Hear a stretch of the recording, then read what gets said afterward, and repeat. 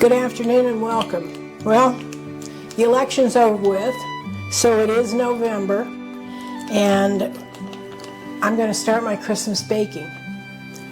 And the reason I do this is because we have an open house every December for family and friends.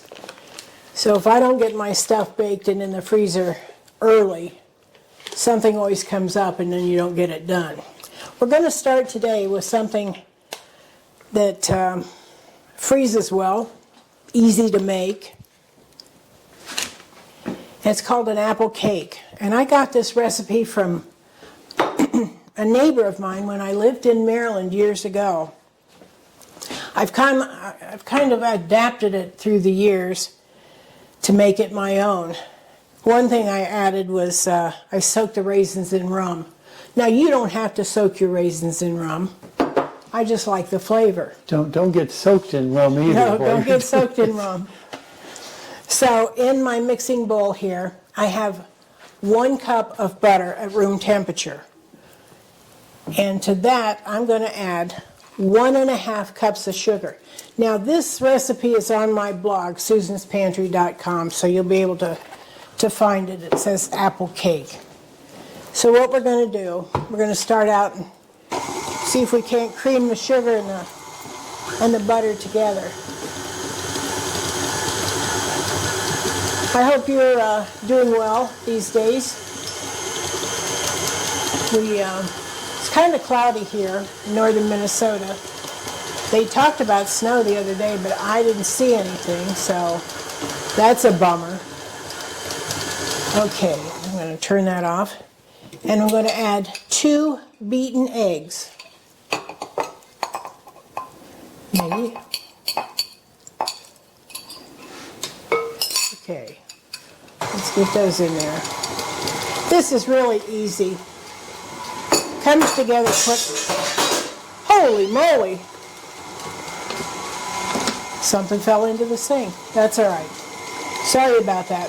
As I was saying, I preheated my oven to 350 degrees, and I have one of these USA aluminum pans that you cannot butter. So what I did was spray it with avocado oil and put a piece of parchment in there because I want to be able to lift it up and wrap it up and put it in the freezer. So there we go. We've got, oh, look at that. That's creaming really well. Susan, can you explain your bottle of Absolute vodka there on the counter? Oh, I think they've seen it don't want you to be into before. the vodka too hard while you're doing it. No, probably not. I mean, if you know anything about vodka, you know it's not this color. This is my vanilla. Took a bottle of Absolute, and I don't know that you can see the vanilla beans in there. I think it's too dark. There must be, I don't know, 25 or 30 vanilla beans in there. And this is, I don't know, when did I open this? Last Christmas, I guess. And I had another bottle, so we're just starting to crack this one. But that's real easy to do. Take a bottle of, now you can take a bottle of vodka. Some people use brandy. Some people use spiced rum. I prefer the vodka. I think the spiced rum is too much. Brandy, it's okay, but I prefer the vodka. So you just take a bottle, whatever size you want. And I order my vanilla beans off of Amazon, and when they come, I just split them down the middle. Don't scrape any of the seeds out or anything, and just stuff them in the bottle. Put the bottle in a closet.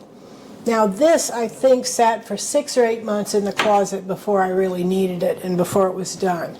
But you know, this would be a nice Christmas gift. Of course, it's a little too late this year for Christmas, but it'd be a nice Christmas gift to fix fix a big bottle of this and then put it in smaller bottles and give it away as a Christmas gift.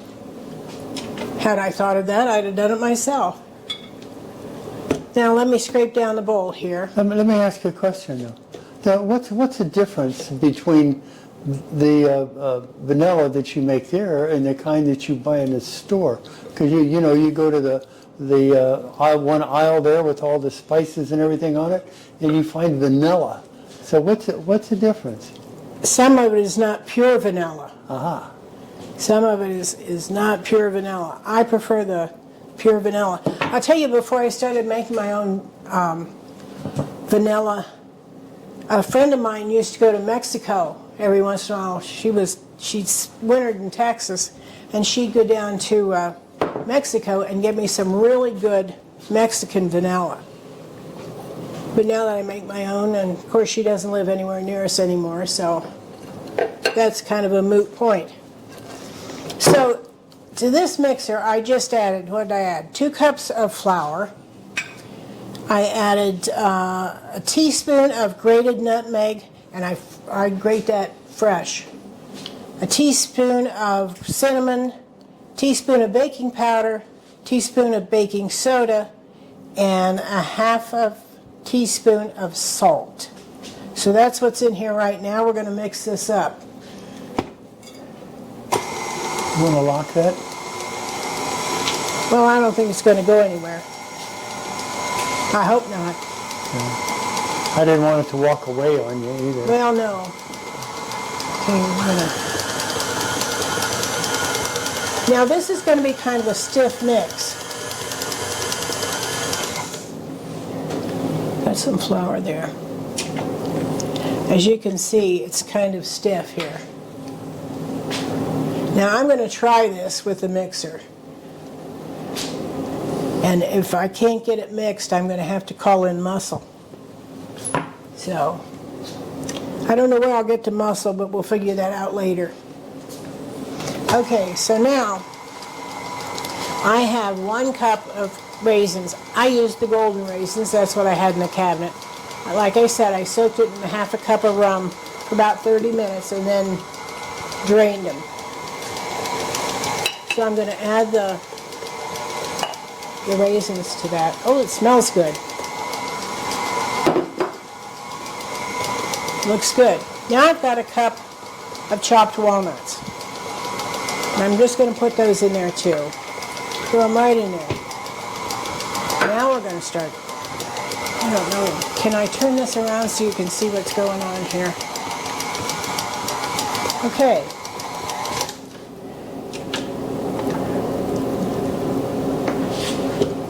Looks good, doesn't it? I'm going to scrape this down because I'm going to have to add apples. Now you have to have apples for an apple cake. Now,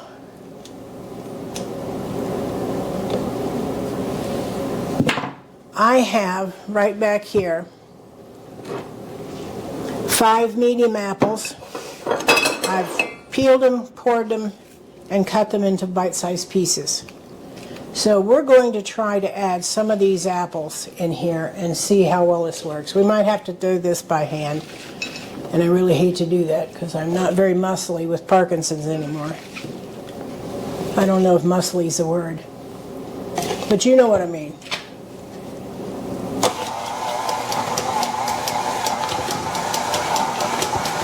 Okay. Well, we're doing okay there. We'll add some more apples here. Now, let me add the rest of these. Now, if you don't want to add this many apples, you certainly don't have to. Or if you want to add extras, that's up to you. Do it by feel and whatever your family likes.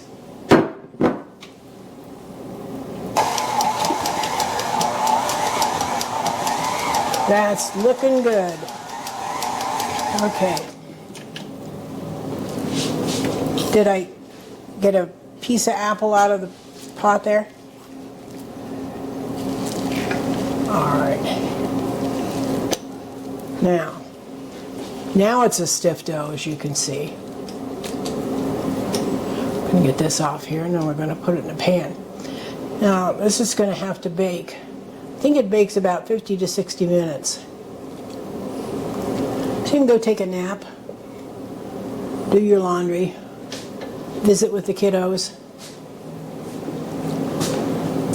You certainly can't, I can't work outside right now. Little on the chilly side. Here we go. Now, I will tell you, I'm with Ina Garten when it comes to clean hands are your best tool. So I'm going to use clean hands to get the rest of this dough off. And then I'm going to have to wash my hands. Okay, let me wash my hands real quick. Have you noticed, have your birds gone back south where you live, or is it too early for them? I think our hummingbirds have gone back. And I think our wrens, well, no, some of the wrens are still here. What else has gone back? I haven't seen any blue jays recently. All right, we're going to take our pan.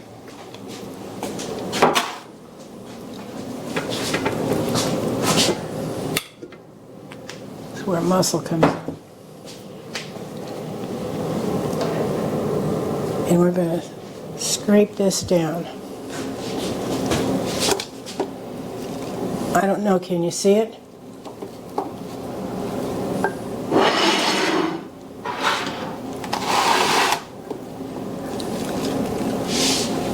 You see how stiff that dough is now that it's full of apples and nuts and raisins, all that good Christmas stuff.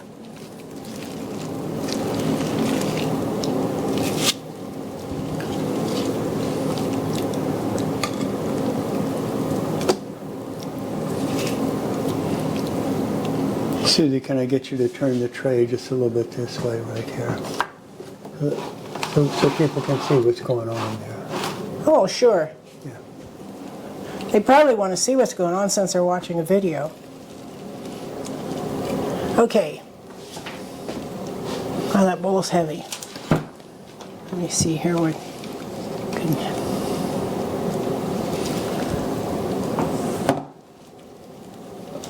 Then we're going to smooth this out. It's not going to be real smooth because it's all lumpy apples and raisins and nuts. Oh my.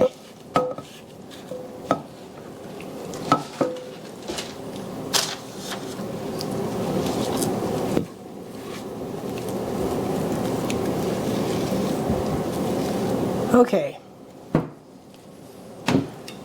Now we're going to mush it down. And it doesn't have to be perfect because it will fill in here and there where it needs to. With all that butter, it'll start melting and fill in.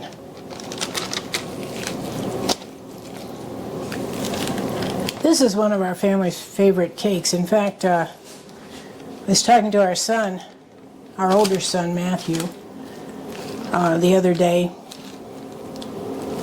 And he said, "Have you made an apple cake yet?" And I said, "No, I haven't." He said, "Well, why don't you do that?" I guess he wanted to see how it's made.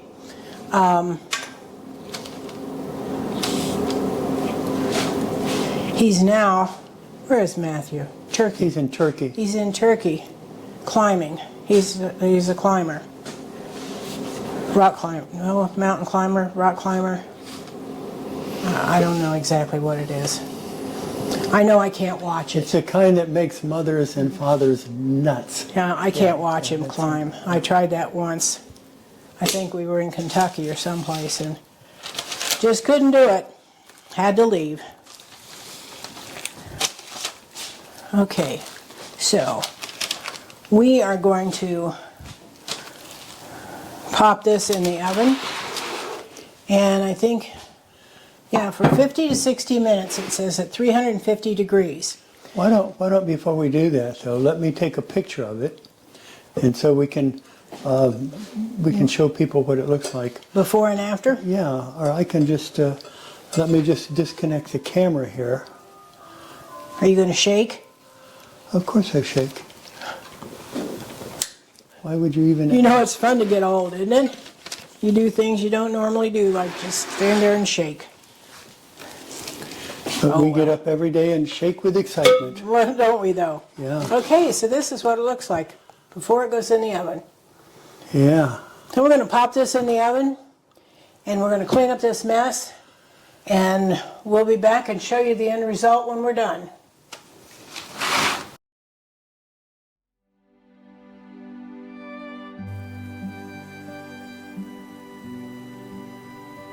Okay, we're back. As you can see, we've baked the apple cake about 60 minutes. Look at that. You can see the chunks of apples and the raisins and nuts. It's cooled a little, so I'm going to cut a little slice so we can try it and see how it tastes. Cut this up and we'll show you the insides.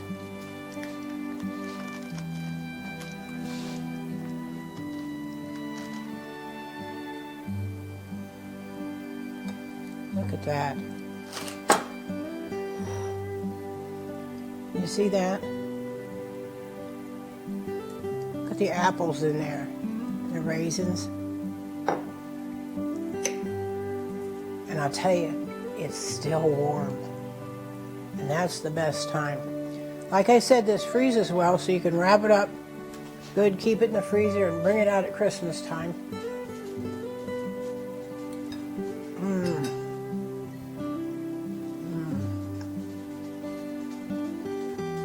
Taste those raisins,